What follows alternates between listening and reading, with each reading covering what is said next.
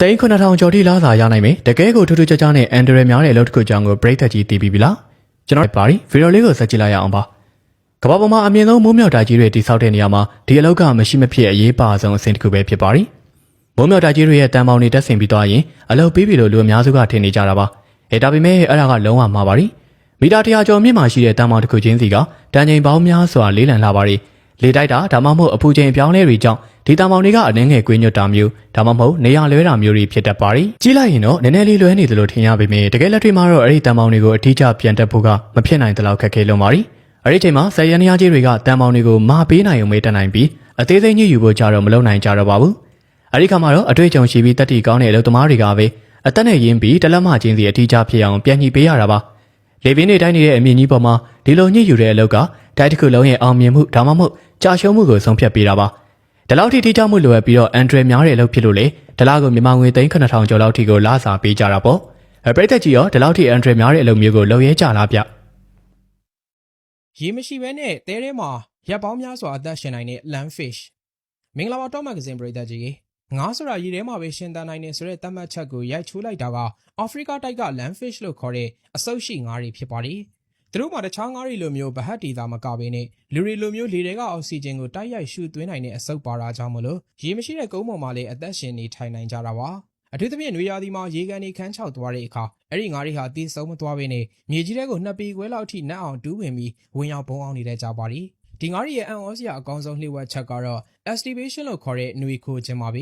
သူတို့ဟာခန္ဓာကိုယ်ကနေထွက်လာတဲ့ကြည်ချွဲချွဲအရည်တွေကိုမြေကြီးနဲ့ရောဆက်ပြီးကိုအိတ်တစ်ခုလိုမျိုးပတ်ပတ်လဲပိတ်ဆို့လိုက်ပါရီအဲ့နောက်မှာတော့နှလုံးခုန်လုံးနဲ့ဇီဝကမဖြစ်စဉ်တွေကိုအနည်းဆုံးအဆင့်ထိရှော့ချလိုက်ပြီးမြေကြီးထဲမှာရင်အစားမစားရေမတောက်ဖဲ3 နှစ်ကနေ5 နှစ်လောက်အထိအိမ်မောကြပြီးတော့အသက်ရှင်နေထိုင်နိုင်တာပါအဲ့နောက်မိုးပြန်ရွာလို့ရေပြန်တက်လာတဲ့အခါကျမှပဲမြေကြီးတွေကပြန်ထွက်လာပြီးရေထဲမှာပုံမှန်အတိုင်းပဲကူးခတ်နေထိုင်ကြပါသည်ရုပ်ရှင်တွေထဲမှာအကြီးအကျယ်ပြက်စီးတာတွေကိုအယုတ်သေးသေးလေးတွေနဲ့လုပ်ကြတယ်ဆိုတာသိကြပါသလား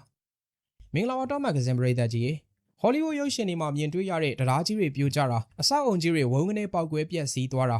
ကားကြီးတွေရထားကြီးတွေတရားပေါ်ကထိုးကျသွားတာဒါတွေကိုကြည့်လိုက်ရင်အစ်စ်လို့ထင်ရလောက်အောင်အထိအင်မတန်မှလှပသေးသက်လုံးပါရီတကယ်တော့ဒါတွေဟာအစ်စ်မဟုတ်ပါဘူးမီနီချာဖက်လို့ခေါ်တဲ့အနုစိတ်လက်ရအယုတ်သေးသေးလေးတွေကိုအသုံးပြုပြီးရိုက်ကူးထားတာပါ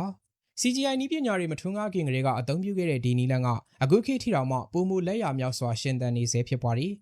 ီဘာကြောင့်အစ်စ်ကြီးတွေကိုမဖျက်ဆီးပဲအယုတ်ကလေးတွေကိုသုံးရတာလဲဆိုတဲ့မေးခွန်းအတွက်ကတော့ကုန်ကြစရိတ်သက်သာစေခြင်းနဲ့ဆိုတဲ့အကြောင်းရင်းကအဓိကပါပဲနောက်ပြီးတော့ပောက်ကွဲမှုရဲ့အသေးစိတ်အချက်လက်တွေကိုလည်းစိတ်ကြိုက်ထိန်းချုပ်လို့ရလို့ပါဒီနည်းပညာရဲ့လျှို့ဝှက်ချက်ကတော့ဘလောက်အနုစိတ်လုံးနိုင်စွမ်းနဲ့အချိုးအစားနဲ့ကင်မရာယူဆမှုတွေဖြစ်ပါရ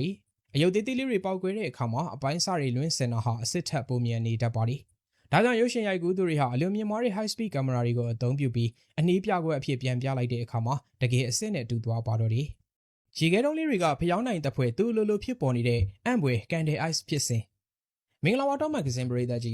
ရေကန်တစ်ခုလုံးမှာထောင်ပေါင်းများစွာသောဖျောင်းနိုင်အချောင်းလေးတွေစိုက်ထားသလိုမျိုးမြင်တွေ့ရတဲ့ကန်တယ် ice ဖြစ်စဉ်ဟာသဘာဝတရားရဲ့အလှပဆုံးနဲ့အစမ်းကျယ်ဆုံးရေခဲပြင်ပုံသဏ္ဍာန်တစ်ခုဖြစ်ပါရီဒီဖြစ်စဉ်ဟာများသောအားဖြင့်ဆောင်းရာသီကုန်လို့နွေရာသီရောက်ခါနီးရေခဲပြင်တွေစတင်အရေးပြောချိန်မှာဖြစ်တတ်တာပါ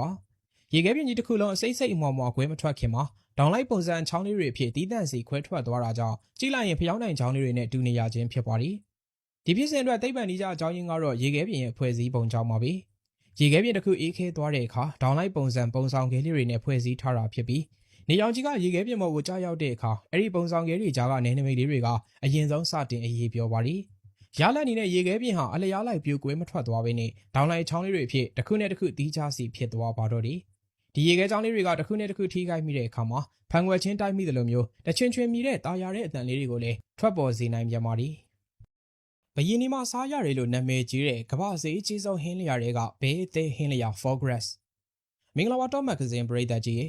းပြင်သစ်ဘာသာစကားအရ Foieဆိုတာအစီများတဲ့အသေးလို့အဓိပ္ပာယ်ရပြီးကမ္ဘာအဆင့်မြင့်အစားတောက်ဆိုင်တွေမှာရွှေထက်တောင်မှဈေးကြီးတတ်တဲ့ဟင်းလျာတစ်ခုပါလူအများစုကဒါကိုပြင်သစ်ရိုးရာဟင်းလျာလို့ထင်ကြပေမဲ့တကယ်တမ်းမှာတော့အဲ့ဒီအစာအာဟာရကိုလွန်ခဲ့တဲ့နှစ်ပေါင်း4500ကျော်ရှေးဟောင်းအီဂျစ်ခေတ်ကလေးကစတင်တွေ့ရှိခဲ့တာဖြစ်ပါသည်။နိုင်မြင့်ဝမ်းမှာရှိတဲ့ဘဲနဲ့ငန်းတွေဟာရေကြီးရာမျက်နှာရာကိုမပြောင်းရွှေ့ခင်မှာအဝေးကြီးပြန်တန်းနိုင်မှုအစားတွေကိုအများကြီးစားပြီးသူတို့ရဲ့အသေးထဲမှာစွမ်းရည်တွေကိုအစီအဖြစ်တူလောင်ထားတတ်ကြတာကိုအီဂျစ်လူမျိုးတွေကသတိထားမိခဲ့ကြပါသည်။အဲ့လိုသဘာဝအတိုင်းအစီတက်နေတဲ့ဘဲအသေးရဲ့ထူးခြားတဲ့နူးညံ့ဤစက်မှုကိုမြည်ဆန်းမိရာကနေ ရေကျွလူမျိုးတွေဟာဘဲတွေကိုအစားတင်ကျွေးပြီးအသေးကြီးထွားအောင်လုပ်တဲ့နီလန်ကိုစတင်ခဲ့ကြပါသည်။အဲဒီနောက်မှာတော့ဒီအတတ်ပညာဟာဂရိနဲ့ရောမအင်ပါယာရီစီကိုပြန့်နှံ့သွားခဲ့ပြီးနောက်ဆုံးမှာတော့ပြင်သစ်နိုင်ငံကဒီနီးစနစ်ကိုအချောတက်ကကဘာကျော်ဟင်းလျာတစ်ခုဖြစ်တဲ့ Foie Gras ဆိုတဲ့ဟင်းလျာအဖြစ်ပြောင်းလဲပြလိုက်တာဖြစ်ပါသည်။